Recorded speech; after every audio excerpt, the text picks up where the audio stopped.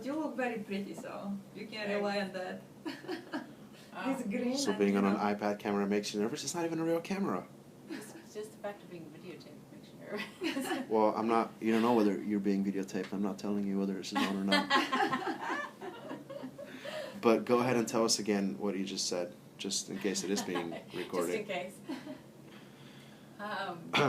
in case. In terms of what's your advice to people who are thinking about adoption and how to pursue it? What's the, how do you get started? What do you do first? What should you do? And I think the first part is just, if you have a passion towards adoption, if you feel called to adopt, then everything else will work its way out eventually. But the first thing would be just jump in and pursue that, and all the other pieces will fall into place. I think that you're going to first decide to adopt, and then you're going to look for the country that best fits the child you want to adopt, and then you pick your international agency that you think works the best with that country, and then you from there start your home study process. But putting yourself out there and just having faith that it's all going to work out, all those details, all those fears, all those, you'll prepare as you go along the way, and you'll learn what you need to learn as you go through that process. You think it's intimidating for people to talk to adoption agencies? Because when I talk to people, a lot of what I get sometimes is, oh, I'm not ready to start a process yet. Yeah. And I say, well, we're not ready to accept you as an adoptive parent yet. Mm-hmm. Like, what do you think about that from social worker? Like, I think calling out different adoption agencies, trying to feel them out is just kind of part of that process of trying to figure out who they feel comfortable working with and who they don't feel comfortable working with. Just like we have to do the same thing and figure out what families are a good fit for our program and what families aren't a good fit for that country or for our program in and of itself. Yeah, I think, but that's one of the first ways I think a parent does to just kind of start to look through that process, is to start to talk to different agencies and kind of get a little bit more information, gathering a little bit more information first. How long do you think that will take? People think about adoption. How long do you think? Everybody's different. I think some people have dreamed about it for years, and some people wake up and decide they're going to do it tomorrow, and they do it. Yeah. Some people jump in right away and are maybe more daring or more, feel strongly about their calling to do it, and they just jump right in. And some people, that takes longer just to think through it. But I think if you wait until all of the pieces fall into place first and you have everything kind of ordered and controlled, you'll never get there. Yeah. It'll never happen. So part of it is just that leap of faith and jumping on. There's not going to be a perfect timing where the clouds open up and this light shines upon you and says, now is the perfect time. No. And even if you do have everything lined up, it won't work out the way that you planned it to work out. Everything, you have to be extremely flexible with international adoption. It's just, nothing's ever the same. No adoption is ever the same. Right. Ever.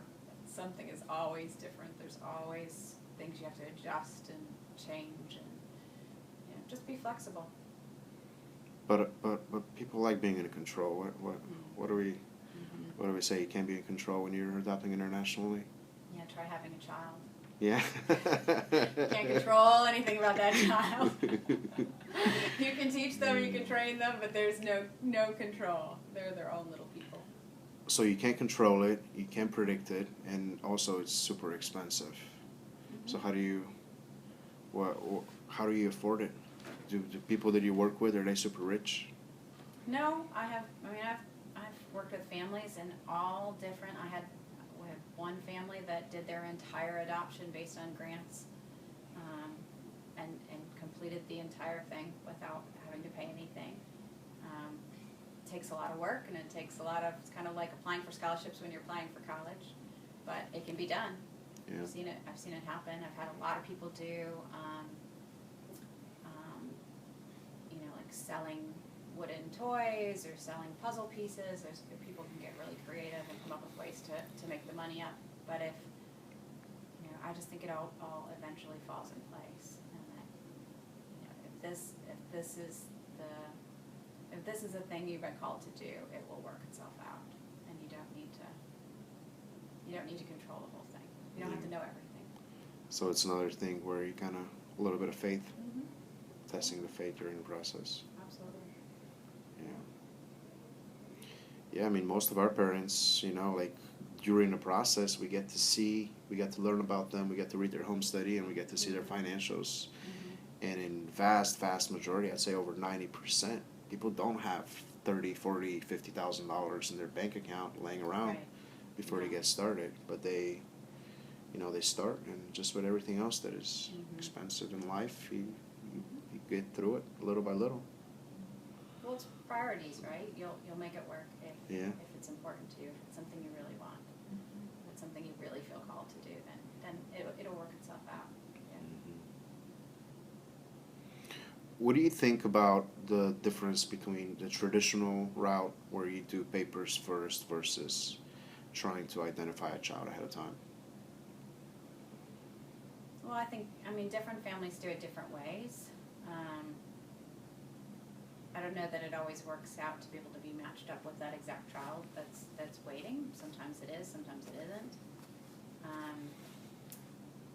You know, I do think when you, and I do think every family's different, and what they need is you know, different than somebody else's family. But I do think there's something special about, you know, if you have a child biologically, you have no idea whether the child is a boy or a girl, or has blue eyes, or has green eyes, or blonde hair, or brown hair, you know, even, you know, any medical conditions, you don't really know.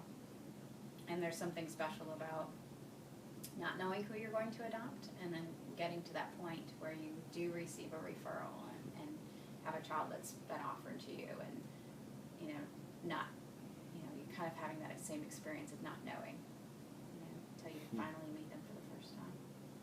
Yeah, that's interesting. Very cool.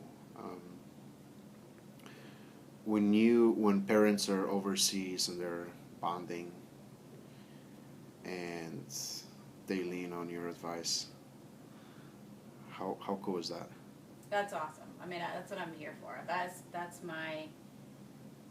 my favorite part, because that's when you need some support, and I want to be there. I want to be able to help them.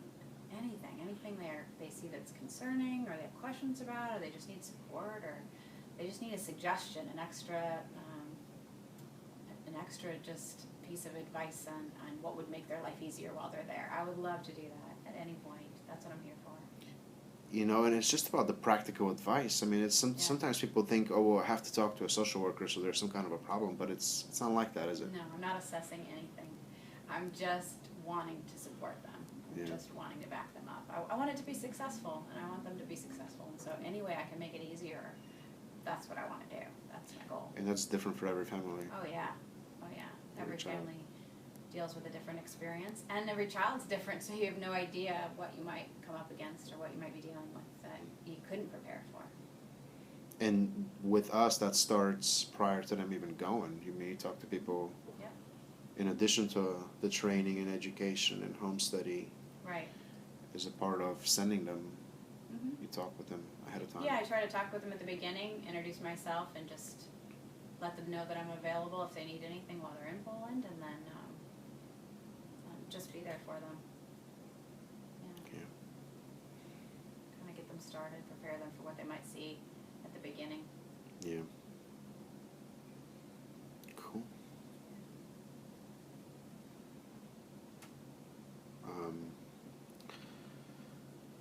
Lena, do you have any questions? I think that's good. Yeah.